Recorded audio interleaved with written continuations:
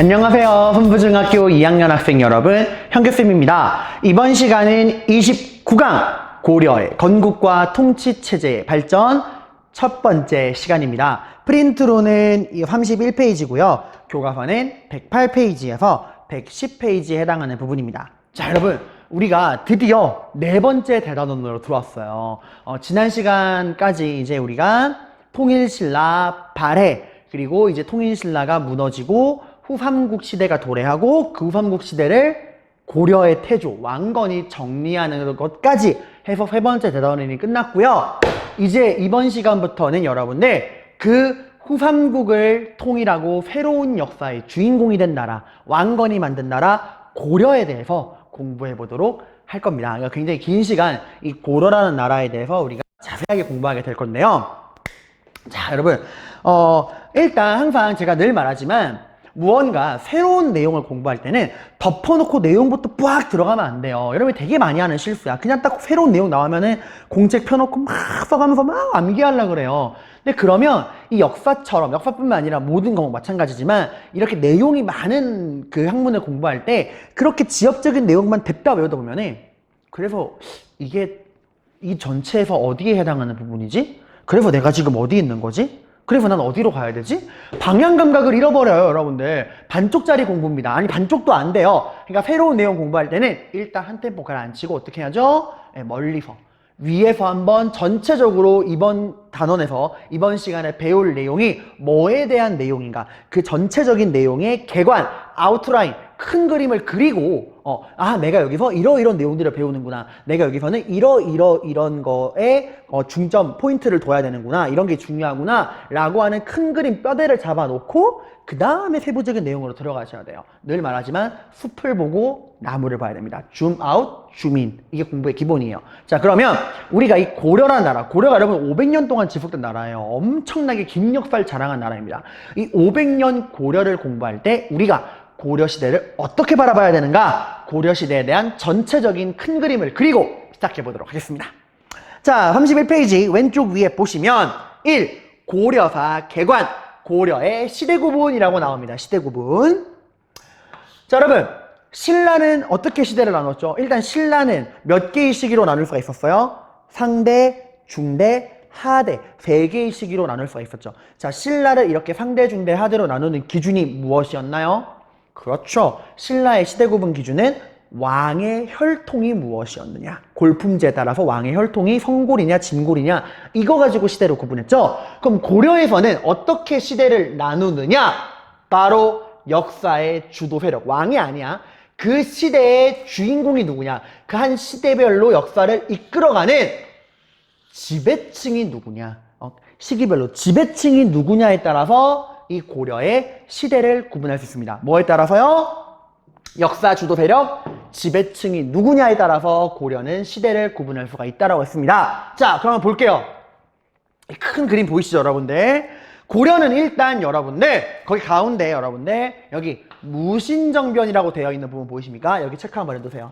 이 무신정변이라고 하는 사건이 있습니다. 말 그대로 무신, 칼 쓰는 사람, 군인들이 반란을 일으킨 사건이에요. 이 무신정변을 기준으로 고려는 전기와 후기로 나눌 수가 있습니다. 그러니까 고려를 일단 반으로 딱 쪼개는 기준은 칼잡이, 군인들의 반란 무신정변이에요. 이 무신정변 기준으로 전기와 후기로 나뉜다.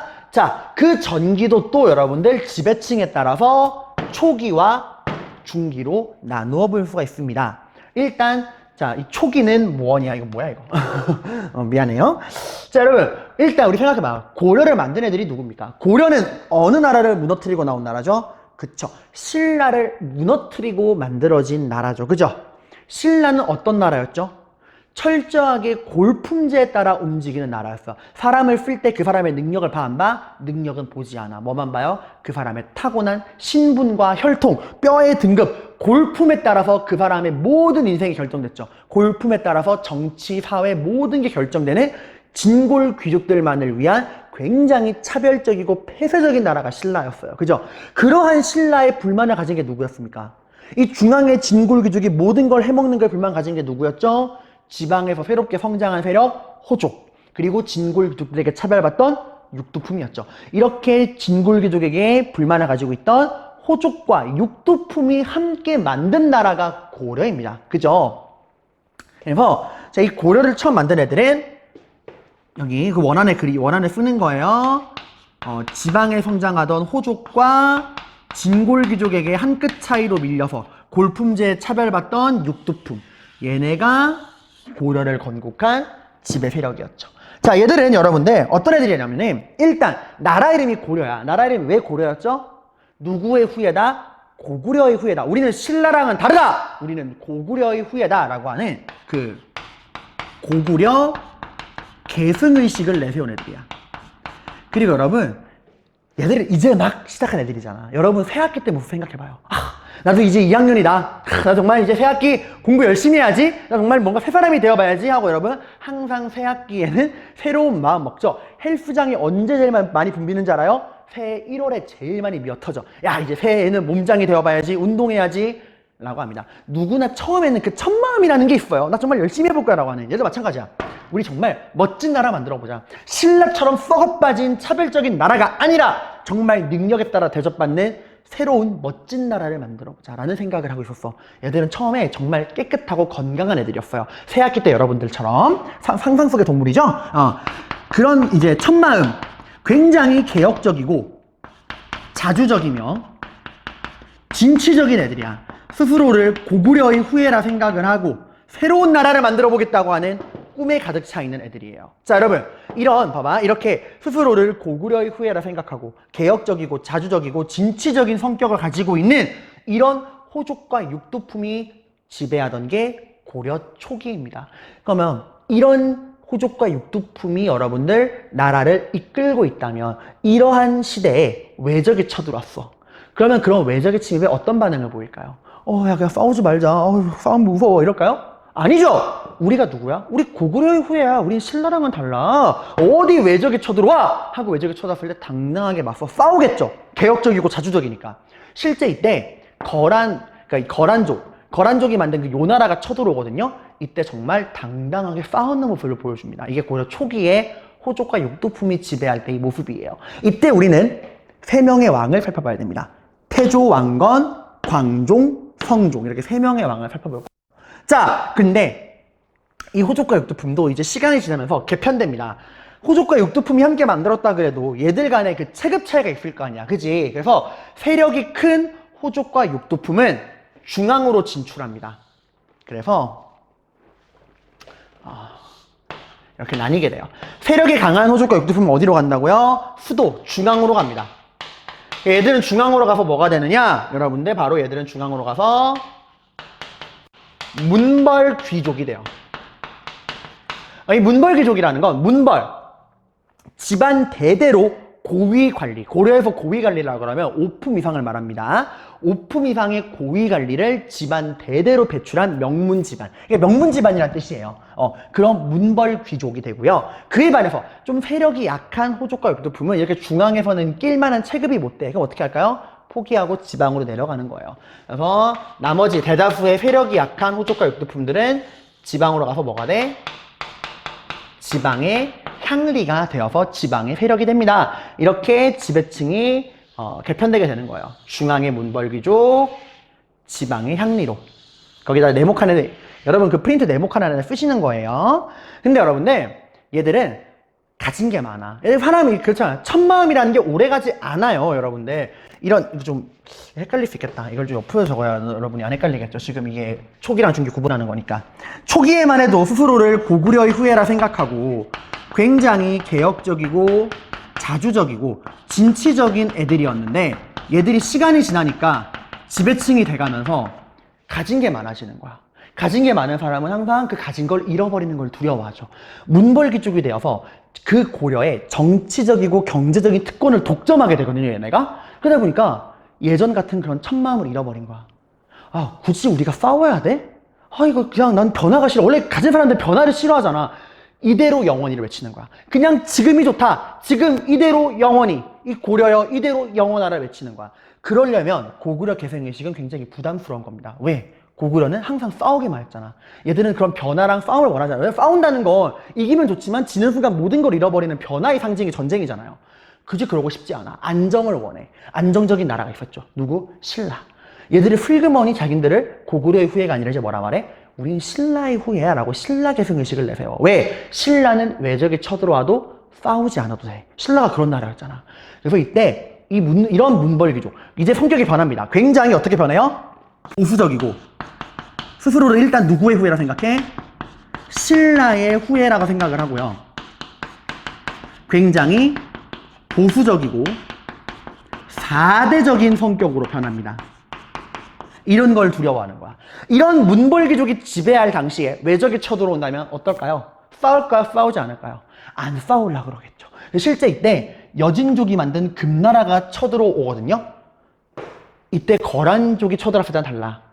싸우지 않고 고려가 항복합니다. 항복했다는 게 막 완전 나라가 망했다는 게 아니라 금나라가 야 선택해. 우리를 형님 부모로 섬길래 아니면 맞짱 한번 뜰래 이러니까 아 형님 뭐라고 불러드릴까요? 아버지라 부를까요? 어머니라 부를까요? 이렇게 딱 그냥 고개를 바짝 숙인 거예요. 4대 관계를 맺게 됩니다.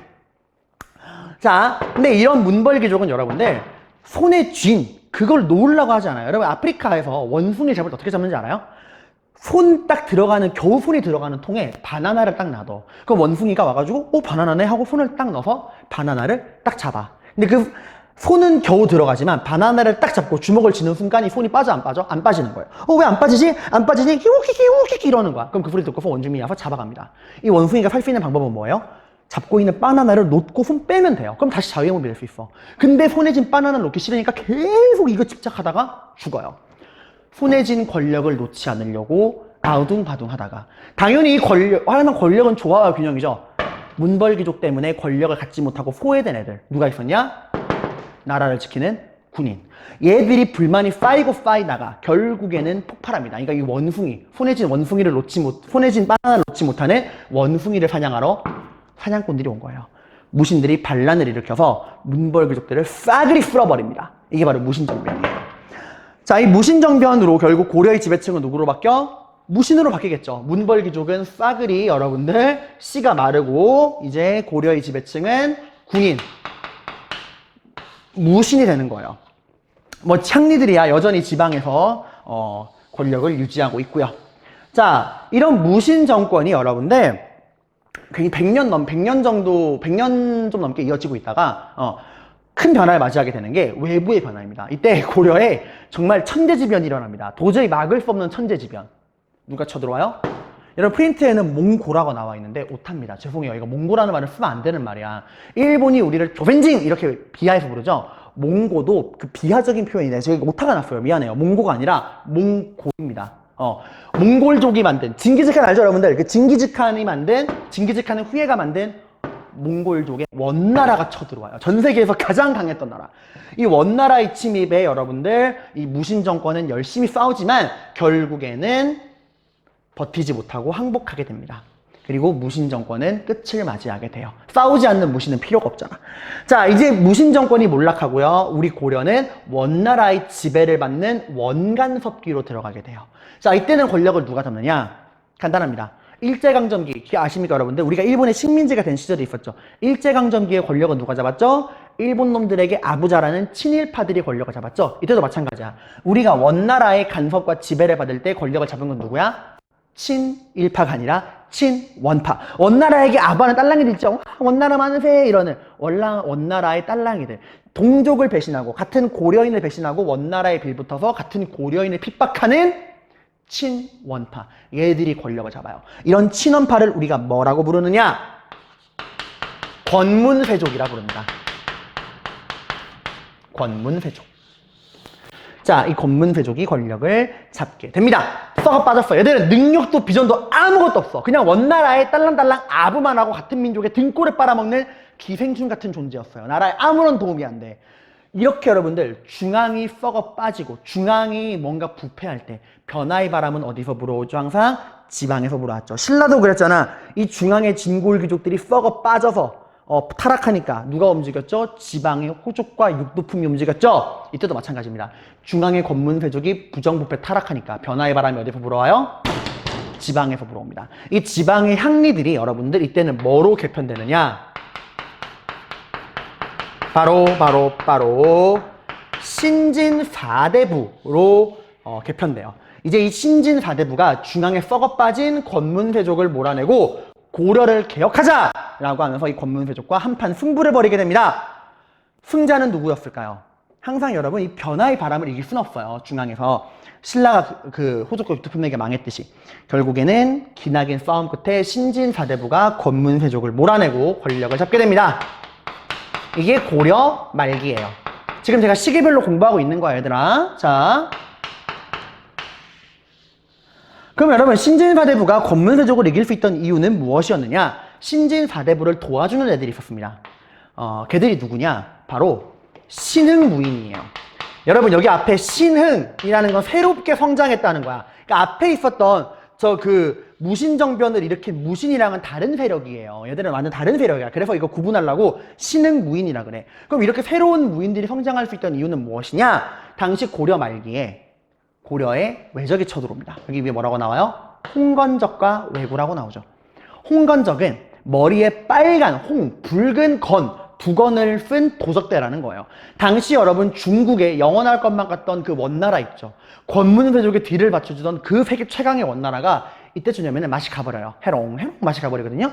그 원나라를 무너뜨리고 새로운 나라를 만들자라고 하는 움직임이 중국에서 벌어지게 됩니다. 이 중국 애들 입장에서는 원나라는 오랑캐잖아. 몽골 애들이잖아. 그러니까 중국의 전통 한족이 오랑캐를 몰아내고 우리 한족의 나라를 부활시키자라 그래서 명나라라는 게 만들어지고 이 명나라랑 원나라랑 치열한 승부가 벌어져요. 그 과정에서 도적대가 발생하고 이 도적대가 만만한 고려로 쳐들어옵니다. 이건 중국에서 온 도적대야. 그리고 왜구는 알죠? 일본에서 온 애들. 당시 일본도 마테이가 가요. 이때 동아시아 전체가 마테이가 가던 시대예요. 일본도 남과 북으로 분열돼가지고 싸움이 벌어져.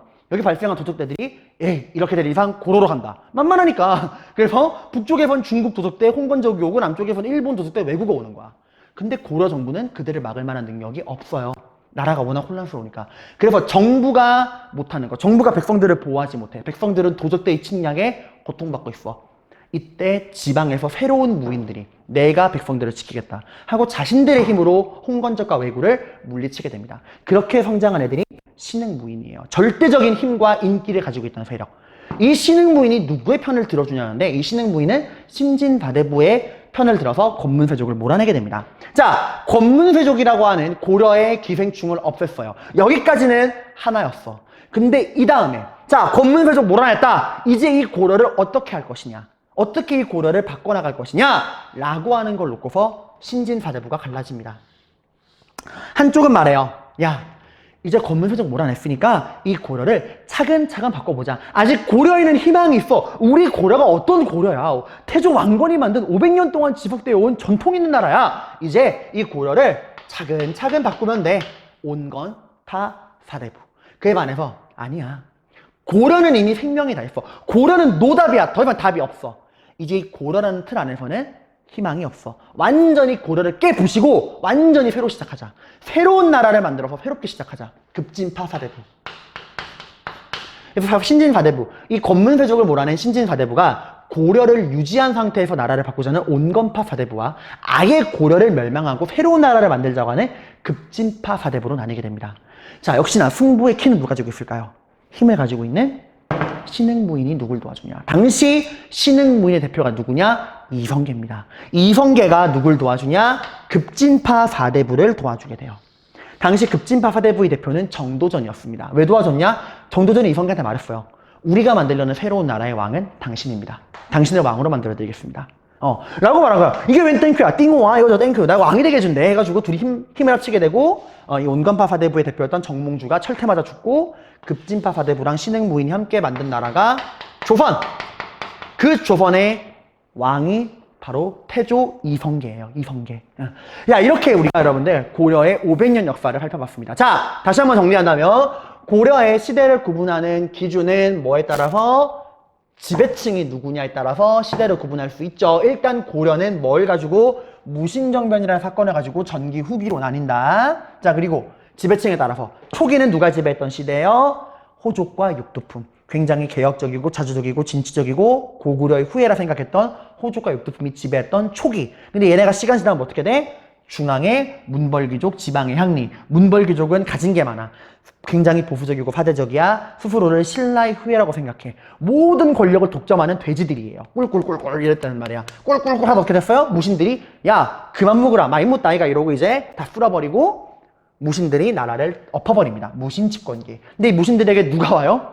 징기즈칸 애들이 와가지고 황 쓸어버립니다. 그리고 원간섭기가 시작되고 누가 나라를 지배해요? 원나라에게 빌붙는 기생충 권문세족이 나라를 지배합니다. 이런 기생충을 두고 보지 못한 애들이 어디 있은 애들이야? 지방에 있던 향리가 신진사대부가 되어서 기생충을 몰아내기 위해 한판 승부를 벌입니다. 자, 승리한 건 누구? 신진사대부. 그 비결은 홍건적과 왜구를 막는 과정에서 성장했던 신흥 무인 세력이 신진사대부를 도와주어서 그래. 자, 건문세족을 몰아내고 이 신진사대부가 또 어떻게 하죠? 온건파와 급진파로 나눠지고 급진파와 신흥 무인 힘을 합쳐서 조선. 이런 식으로 여러분들 초기, 중기, 무신집권기, 원간섭기, 말기 이런 식으로 우리가 시대를 구분해 볼 수 있어요. 아, 그리고 여러분들 이 원간섭기랑 고려 말기에 걸쳐서 우리가 한 명의 왕을 또 알아둬야 돼요. 공민왕. 그러니까 고려에서 왕은 초기에 태조, 광종, 성종 그리고 이 원간섭기랑 말기에 공민왕 4명의 왕만 알면 끝나요. 고려는. 자, 그래서 우리가 이번 시간에 뭘 할 거냐? 요거. 이 고려 초기의 모습을 살펴보러 갈 겁니다. 뭘 중심으로? 초기의 왕들. 태조, 광종, 성종. 이 왕들의 업적을 중심으로 이 고려 초기의 모습을 살펴보러 갈 거예요. 가봅시다. 자, 여러분, 우리 이제 이 고려 초기의 모습을 살펴보러 갑시다. 자, 항상 내가 지금 어디를 공부하는가를 잃지 말아야 돼요. 자, 우리는 지금 고려 전기를 공부해요, 후기를 공부해요. 고려 전기를 공부하고 있어요. 그 고려 전기에서 어떤 시대? 초기야, 중기야? 초기 공부하고 있어요. 누가 지배하던 시대죠? 그치.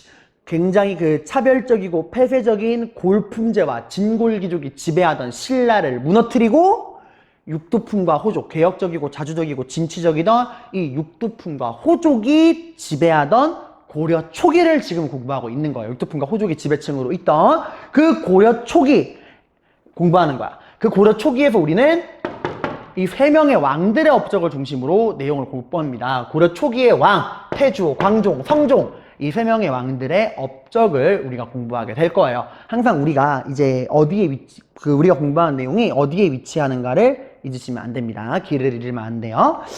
자, 첫 번째, 후삼국을 통일하고 고려를 만든 태조 왕건에 대해 살펴보도록 합시다. 자, 근데 여러분, 이 태조 왕건이 이제 그 왕이 되어서 고려를 만들었을 때는 굉장히 시대가 좀 독특한 상황이었어요. 잘 생각해봐야 돼, 얘들아. 이 혼란, 이 왕건이 이제 후삼국을 통일할 때까지 이 혼란기는 엄청 길었어. 언제부터 이어졌던 혼란이니? 그래, 신라 하대 해공왕이 그 부하들에게 죽임을 당하고 진골 귀족들이 왕위 쟁탈전을 벌이고 신라가 혼란을 받았던 그 하대 있죠? 그 하대가 몇 년 동안 지속되어 온 거야, 지금까지? 무려 150년 동안 혼란기가 지속되어 온 거예요. 이해가요, 여러분들? 그 150년 동안 여러분 중앙에서는 진골귀족들이 왕위 쟁탈전을 벌이고 백성들은 못 살겠다고 반란 일으키고 지방에서 누가 성장했죠? 내가 이 지방의 성주요 장군이요 내가 이 지방의 실질적인 지배자라고 하던 호족들, 각 지방마다 수백 명의 호족들이 난립해가지고 왕처럼 지냈죠. 이런 분열기와 혼란기가 150년 동안 지속이 되어 온 거야. 그러니까 이거 되게 섬뜩한 게 얘들아 1, 2년도 아니고 150년 동안 지방에선 호족들이 왕처럼 지내온 거예요. 그러니까 호족의 지배가 한 세대로 끝난 게 아니야. 할아버지 때부터 우리 할아버지도 예를 들어서 내가 안산의 호족이잖아? 이 안산은 내가 왕이지 뭐. 우리 할아버지도 이 안산의 지배자인 호족. 우리 아빠도 안산의 호족. 나도 지금 안산의 지배자인 호족인데? 라고 생각하는 거야. 그러니까 각 지방에서 나름 왕처럼 자기 멋대로 지내는 호족들이 막 난립하는 게 150년 동안 지속되어 온 거예요. 지금 그 상황에서 이제 그걸 통일을 한 거야. 근데 얘들아, 왕건도 원래 출신이 뭐였니? 얘도 호족이잖아, 얘들아. 송화, 개경 지방을 중심으로 한 호족이잖아. 그러니까 얘는 원래부터 왕족이 아니었잖아요. 그 수백 명의 호족들 중에서 가장 힘센 호족 중에 한 명에 불과했던 거야.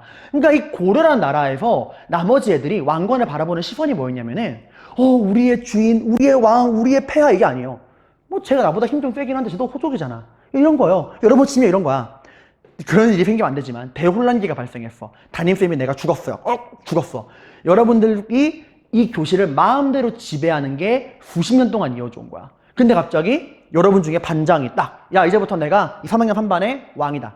내가 이제부터 3학년 3반의 담임이다. 내가 담임이다 하면 여러분은 그 친구를 담임으로서의 그런 존경스러운 시선으로 바라볼 거예요? 아니죠. 야, 너도 우리 친구였잖아. 너도 우리 중에 한 명이었잖아. 근데 네가 뭔데 갑자기 왜 담임 역할을 해? 이렇게 돼버리는 거야. 그러니까 이땐 여러분들 굉장히 불안정한 시대였어요. 왕건이 왕이 됐을 당시에 고려는 왕이 지배하는 중앙집권 국가가 아니야. 그냥 호족들이 함께 만든 호족 연합 정권입니다. 여러분 연맹하고 떠올리면 돼요. 연맹하고 기억나죠?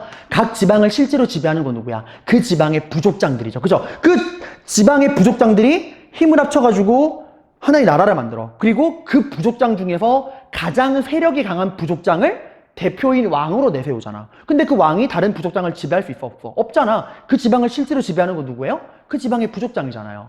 딱 그때로 돌아간 거야, 지금. 연맹왕국이라 생각하면 돼요. 왕건은 그냥 부족장의 대표야. 그때의 왕 정도로 생각하면 돼요. 나머지 호족들은 그 지방을 마음대로 지배하는 거야. 아무리 왕건이라 그래도 지방의 호족들을 간섭할 만한 힘은 없어요. 연맹왕국대로 돌아가면 됩니다. 그 부족장들의 연합정권, 연맹왕국이라 생각하시면 돼요. 자, 이러한 왕건에게는 크게 두 가지의 과제가 있습니다. 150년간의 혼란기. 가장 힘들었던 건 누구죠? 호족들이 힘들지 않아. 권력을 찾으려고 싸운 거지. 그 호족들과 귀족들의 싸움에서 고통받던 건 누구예요? 백성들이잖아요. 그죠? 150년 동안의 분열기 동안 고통받던 백성들. 그 백성들의 삶을 안정시켜야 돼. 백성들이 안 그러면 계속 반란이 됐으니까. 백성들의 삶을 안정시켜야 돼. 바로 민생 안정. 그리고 또 하나 더 큰 문제가 있죠. 왕건은 왕이 아니에요. 지금 왕으로 대접받지 못해. 지방에서 누가 왕처럼 지내?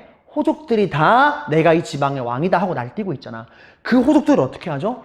어떻게든 끌어안아야죠. 이제 우리는 이 고려라고 하는 나라가 생겼어. 이제 우리는 이 고려라고 하는 나라의 테두리 안에서 우리 형제라고 받아들여야 되는 거야. 다 자기들 멋대로 움직이는 애들을 이제 우리는 이 고려라는 울타리 안에서 하나가 된 형제다. 너희 모두 다 이 고려의 품으로 돌아와라! 라고 호족들을 어떻게든 이 고려라고 하는 나라의 고려라는 나라의 구성원으로 끌어들여야 돼요.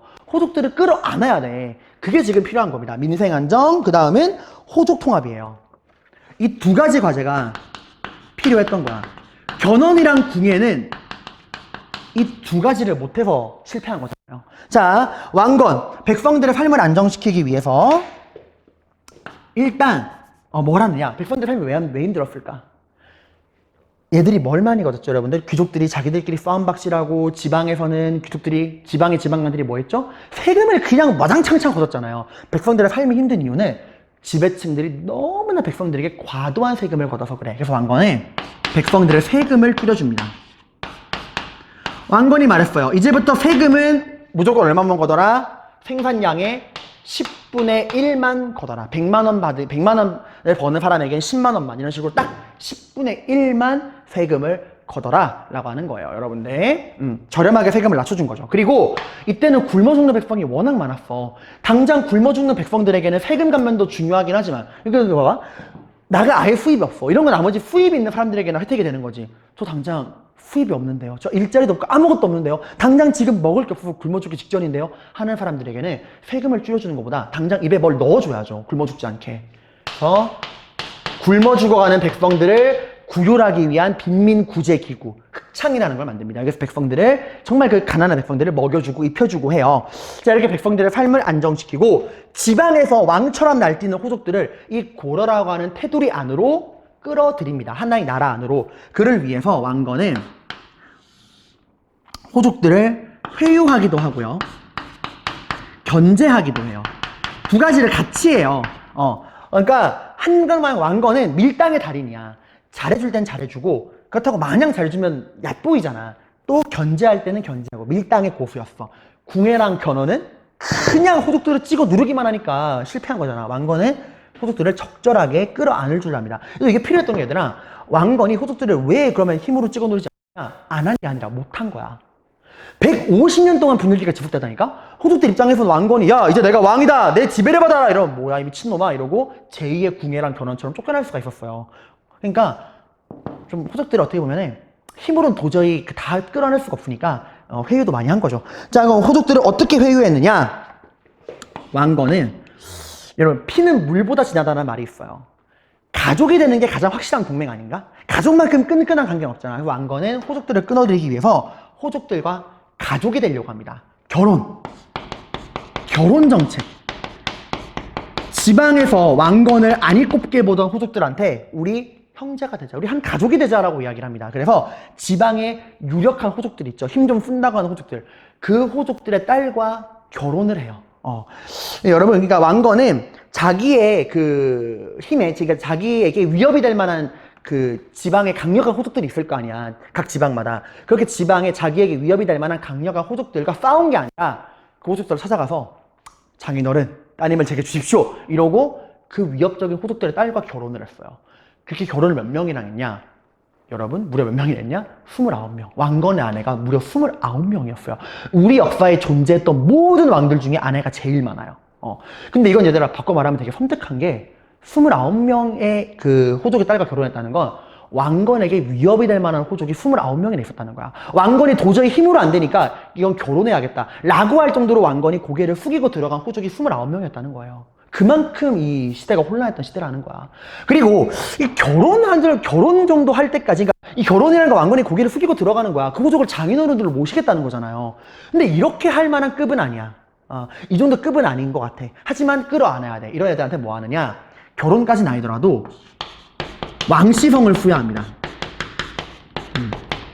저는 이현규죠. 이씨 집안의 자손이니까. 왕건은 성이 뭐야? 왕이잖아. 왕씨잖아. 왕건이 좀 지방에 좀 그냥 좀 만만한 고만고만한 중소호족들한테는 너도 이제 나랑 가족이 되자. 근데 내가 너랑 결혼 관계까지 맺는 건 그렇고 이제부터 너에게 왕씨성을 수여해줄게. 예를 들어서 제가 안산의 호족이야. 그 왕건이 와가지고 이제부터 너는 이현규가 아니라 왕현규다. 너도 이제 우리 왕씨 집안의 자손입니다. 그럼 나도 순식간에 왕족이 되는 거야. 우와, 난 왕현규다 이렇게 되는 거예요, 여러분들. 이런 식으로 왕씨성을 수여하고요. 호족들에게 관직도 주고 토지도 줍니다. 얼마 다 퍼주네요. 여러분, 관직이랑 토지를 준다는 건 어떤 말인지 알아? 이 고려라고 하는 나라의 지배 체제를 인정하라는 거예요. 내가 내려주는 벼슬을 받는다는 건 네가 고려의 신하가 되겠다는 거다. 내가 내려주는 땅을 받겠다는 건 네가 이 나라의 그 고려라고 하는 나라의 체제 안에 들어오겠다는 거다. 그걸 인정하라는 거예요. 지방에서 네 멋대로 지내지 말고 내가 내려주는 벼슬과 내가 내려주는 땅을 갖고 내 신하가 되어라 이거예요. 그러니까 이 안으로 들어와라. 고려란 울타리 안으로 들어와 이거예요. 자, 이렇게 합니다. 근데 여러분, 이렇게 마냥 퍼주기만 하면은 호구됩니다. 호구. 왕건은 그렇게 말랑말랑한 사람만은 아니야. 호족들을 잘해주기도 하지만 견제도 합니다. 어떻게 견제했느냐? 중요해요. 치면 되게 잘 나와요. 사심관 제도와 기인제도라는 게 있어요. 사심관 제도라는 건 뭐냐면 여러분들 일종의 연대 책임 제도입니다. 자, 이게 무슨 말이냐? 예를 들어 제 입장에 설명드리면 이런 거예요. 제가 이제 3학년 한반 담임이잖아요. 근데 우리 반에는 작년에 2학년 1반 친구도 있고 2학년 2반 친구, 3반 친구, 4반 친구 다양한 출신들이 있죠. 그죠? 근데 이제 제가 2학년 1반에서 우리 3학년 3반 되는 애가 한 5명 있다고 쳐봐. 그 5명의 2학년 1반 출신 중에서 제일 똘똘하고 좀 괜찮은 애 하나를 불러서 누구누구야, 너 작년에 2학년 1반이었지? 네. 야, 너 되게 똘똘하고 말도 잘하고 좋은 것 같아. 내가 너를 2학년 1반 출신의 대표로 임명할게. 이제부터 네가 작년 2학년 1반 친구들을 네가 통솔하는 거야. 너에게 그만한 권한과 권리를 줄게. 네가 이제부터 작년 2학년 1반의 짱이야! 라고 딱 해주는 거야. 우와, 그럼 이건 견제가 아니라 회유책 아닌 거라고 할 수 있는데 이게 사심관으로서 딱 임명해주고 동시에 뭐라고 하냐? 근데 야, 작년 2학년 1반 애들이 문제를 일으키거나 학폭을 일으키거나 선도를 가면은 그건 네 책임이야. 작년 2학년 1반 애들을 네가 관리하되 너에게 관리할 권한을 줄 건데 걔들이 문제 일으키면은 네가 책임지는 거야. 라고 딱 하는 거야. 그러면 그 2학년 1반 대표가 어떻게 할까? 어떻게든 그 작년 2학년 1반 애들이 문제를 안 일으키도록 통제하겠죠. 그런 거예요. 그러니까 그 지방의 가장 강력한 호족한테 이 지방의 통제를 너에게 맡길게. 대신 이 지방에서 문제 일으키면 네 책임이야. 라고 권한과 책임을 동시에 주는 거예요. 그렇게 해서 책임을 묻게 하니까 그 사심관으로 임명된 호족은 어떻게든 그 지방에 문제가 안 생기게 하려고 노력하겠죠. 그런 겁니다. 그리고 기인제도는 뭐냐? 이거는 인질이에요. 인질. 이게 뭐냐면 여러분들 그 지방의 호족들이 있잖아. 그 지방의 호족들의 자식을 수도로 불러 올리는 거야. 명분은 뭐냐? 유학시켜줄게. 사람이 큰 물에서 놀아야지. 너의 자식을 우리 수도에 데려와서 공부시켜줄게. 라고 유학생이란 명목으로 끌고 오는데 사실은 인질이죠. 말 안 들으면 네 아들 이거예요. 이거 뭐랑 비슷하죠? 신라에도 비슷한 제도가 있었죠? 뭐였죠? 상수리 제도. 신라에서 지방 세력을 견제하기 위한 그 상수리 제도랑 굉장히 비슷한 겁니다. 신라에 있었던 그 상수리 제도와 굉장히 비슷한 제도가 이 긴 제도예요. 이거 비슷하다는 뜻이에요, 여러분들. 자, 그리고 또 왕건은 여러분들 민생 안정과 화력 통합도 했지만 또 하나의 업적이 있습니다. 또 하나의 뭐냐? 바로 북진 정책이에요. 말 그대로 어떻게 하자? 어디로 가자? 북쪽으로 진군하자는 거야. 왕건이 나라 이름을 뭐라 그랬어요? 고려라 그랬죠. 이거 왕건이 일종의 새로운 비전을 제시한 거야. 자기 밑에 백성과 호족들을 끌어모으려면 무언가 새로운 목표를 제시해야겠죠. 내가 만들 나라가 이러한 나라다. 나는 다시 신라를 부활시킬 거야. 그러면 호족들이 따르겠어요? 백성들이 따를까? 아니잖아. 내가 무언가 너희들에게 새로운 세계를 보여주겠다. 내가 만들려는 나라는 저 지긋지긋한 신라와는 완전 다른 새로운 나라다라고 하는 뭔가 새로운 이상을 제시해야 리더가 될 수 있잖아. 그 왕건이 이상을 제시한 거야. 내가 만들 나라는 누굴 계승한 나라? 그 옛날에 자랑스러웠던 고구려를 계승한 나라다. 라고 하는 새로운 브랜드를 딱 제시한 거야. 뉴 고구려. 고구려의 부활을 딱 제시한 겁니다. 그래서 고구려의 후예라면 어디로 가야죠? 북방으로 가야죠. 북진 정책. 그래서 왕건은 확실하게 새로운 비전을 제시합니다. 고구려 계승의식. 자, 그리고 그를 위해서 뭐를 중시하느냐? 여러분, 프린트 오른쪽 위에 그 지도가 하나 나오죠? 프린트 오른쪽 위에. 여기 화면으로 보셔도 나오는데, 이 지도 보시면 여러분들, 개경 보이세요? 그 지도에서? 고려의 수도가 개경이죠. 그 왕건의 고향이었던 송악이라고도 하는 개경. 여기가 수도인데, 그 위에 11시 방향에 뭐가 있죠? 서경이 보이죠? 서경. 이게 어디야? 옛 고구려의 수도. 장수왕의 수도 어디였죠? 평양이에요. 평양. 평양이 여기 서경이야. 이거 봐봐. 왕건이 자기 나라 이름을 고려라 그랬어. 우리 누구의 후예? 우리는 고구려를 계승한 고구려의 후예래.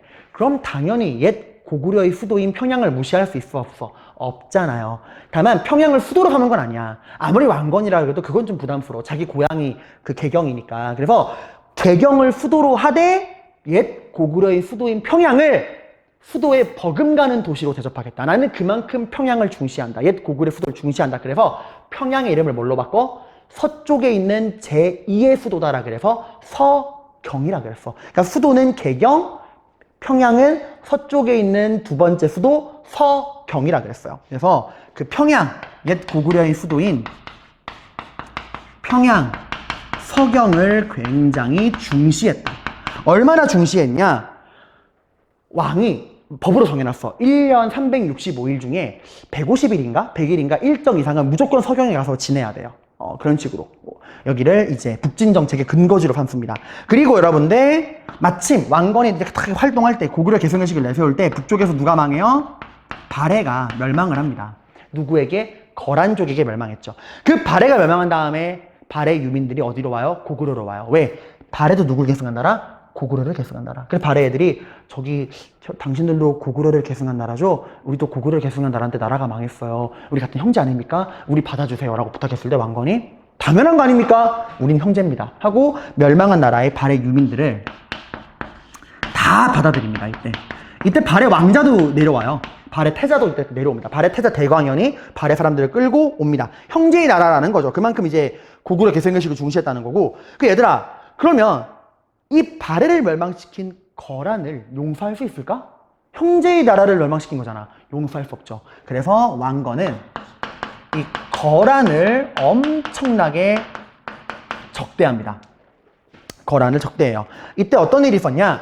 당시 거란은 고려를 싫어하지 않았어. 오히려 거란은 고려에게 잘 보이고 싶어가지고 거란에서 낙타 50마리를 보내주거든요. 잘 지내보자 이러고. 왕건은 어떻게 할게? 우리 형제의 나라를 멸망시킨 자랑무도한 오랑캐랑 지낼 수 없다. 그래서 낙타 개경 왕궁 앞에 사람들이 지나다니는 만부교라는 다리가 있거든요. 그 다리에 묶어서 굶어 죽여라. 해서 굶어 죽였어요. 오늘로 치면 시진핑이 우리나라한테 잘 지내보자고 문재인 대통령한테 팬더 50마리 보냈더니 문재인 대통령이 팬더 50마리를 명동에다가 묶어놓고서 사람들 보는 데서 굶어 죽인 거예요. 어떨까? 난리가 나겠죠, 여러분들. 아무튼 그랬다는 거. 자, 그리고 고구려의 후예니까 당연히 영토를 넓혀야죠. 옛 고구려의 땅을 차지해야겠죠. 그래서 여러분들 영토, 내가 이거 공간 조절 잘못했어요. 미안해요. 영토를 확장합니다. 자, 다시 한번 지도를 볼까요? 오른쪽 위에 지도 화면 보시면 됩니다. 서경을 중심으로 해서 영토를 위로 많이 올렸죠. 거기 색깔 표시되어 있는 게 왕건이 넓힌 영토예요. 이걸 잘 기억해봐. 신라가 죄송해요. 삼국을 통일할 때 영토 기준이 어디였어요? 당나라로부터 약속한 땅이 어디였니? 어디 이남? 대동강 이남이었죠. 신라 때까지만 해도 영토가 국경이 어디예요? 대동강이었단 말이야. 대동강 남쪽이 신라 영토였죠. 근데 왕건은 그 영토 어디까지 넓힌 거야? 대동강에서 여기 위에 청천강까지. 청천강이 어디예요? 그거 을지문덕, 고구려 을지문덕이 수나라를 박살냈던 그 살수가 청천강이야. 하여튼 대동강에서 어디까지? 여기 청천강까지 그러니까 영토를 넓힌 겁니다. 이해가죠, 여러분들? 그러니까 신라 때는 영토가 어디야? 대동강을 중심으로 영토가 이제 구성이 됐다면 왕건은 북진 정책으로 영토를 어디까지 넓힌 거예요? 대동강에서 어디까지? 대동강에서 청천강까지 우리 영토를 확장시킨 겁니다.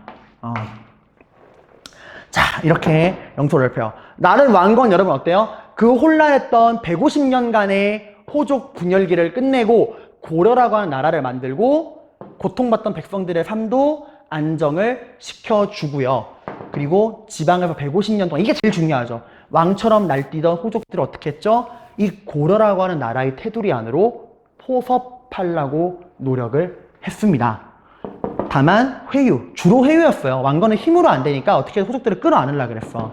결혼, 왕시성, 관직 토지 뭐 이런 것들 했고, 그리고 북진 정책을 통해서 고구려 계승의식을 내세우고 평양을 서경이라 그래서 중시하고 발해 유민도 포용하고 영토도 넓히고 거란과 싸웠다. 근데 특히 호족들에게 어떻게 했는가 되게 잘 나와요, 여러분들. 사신간 기인제도. 근데 얘들아, 여기서 하나, 여러분이 왕건이라고 하면 나중에 이제 나이가 들어서 죽을 때가 됐을 때 자기 자식에게 마음 놓고 왕위를 물려줄 수 있을까? 아니에요. 여러분 알겠지만 왕건도 알아. 자기가 만든 이 고려는 언제 찢어질지 모르는 걸레 쪼가리처럼 불안한 나라라는 걸 알아요. 왜? 이것 때문에. 비록 왕건이 본인의 그 특유의 그 넉살 좋은 마인드랑 덕을 통해서 호족들을 어르고 달래서 하나의 테두리 안에 묶어놨지만 언제고 튕겨나갈 수 있는 걸 알아. 특히 이거. 결혼정책. 29명의 아내랑 결혼했잖아요. 그러니까 왕건과 맞먹을 만큼 힘이 강한 호족이 29명이나 있는 거예요. 그러면 다음 왕을 누구로 세울 거야?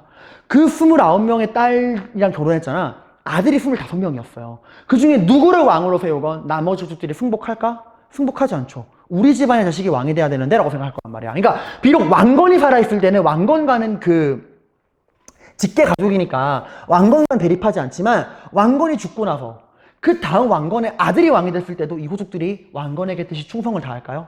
아니란 말이죠. 왕건이 그 생각만 하면 잠이 안 오는 거야. 그래서 왕건이 죽기 전에 후손들에게 10가지의 유언을 남깁니다. 이게 바로 훈요 10조예요. 왕건의 유언. 이 훈요 10조 내용을 간단히 살펴볼게요. 정말 간단히 봅시다. 뒷장 31페이지 뒷장을 넘겨보시면 왼쪽 위에 역사탐구 훈요 10조라고 나와 있죠. 여기 화면으로 보셔도 됩니다.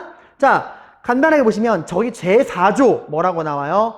중국의 풍습을 억지로 따르지 말고 거란의 언어랑 풍습은 다르므로 의관 제도를 본받지 마라. 굉장히 자주적이고 개혁적이고 진취적인 걸 보여주죠. 거란은 무도하니까 본받지 말고 중국이라고 해도 우리가 무조건 배울 필요 없다. 필요한 것만 배우면 된다. 고려 초기를 지배하던 호족과 육두품들의 그 고구려 계승의식, 자주적인 성격을 보여주는 거죠. 중국이라 그러면 껌뻑 죽는 게 아니란 말이야. 뭐 중국? 뭐 필요하면 배우고 말지 뭐. 이런 당당한 자주적인 마인드를 보여주는 거죠. 5조, 어디를 중시하래? 서경을 중시하래. 북진정책, 고구려 계승의식을 보여주는 거죠. 서경을 중시할 것. 그리고 6조, 연등해랑 팔관회를 성실히 할 것. 이건 불교를 중시하는 거야. 연등해랑 팔관회가 불교 행사거든요. 불교 행사를 중시해라. 뭐 이런 내용들이 나옵니다, 여러분들. 그래서 그거 말고 되게 많아요. 특히 여러분들 제3조 이거 봐봐. 왕위는 맏아들이 있지만 다른 아들 중에서도 고를 수도 있음을 인식할 것. 이건 여러분 이거 되게 이해가 안 될 수 있는데 이게 뭐냐면 왕건도 여러분들 말했잖아. 29명의 딸 그 호족 여자랑 결혼해서 아들을 25명 낳았다고 했죠.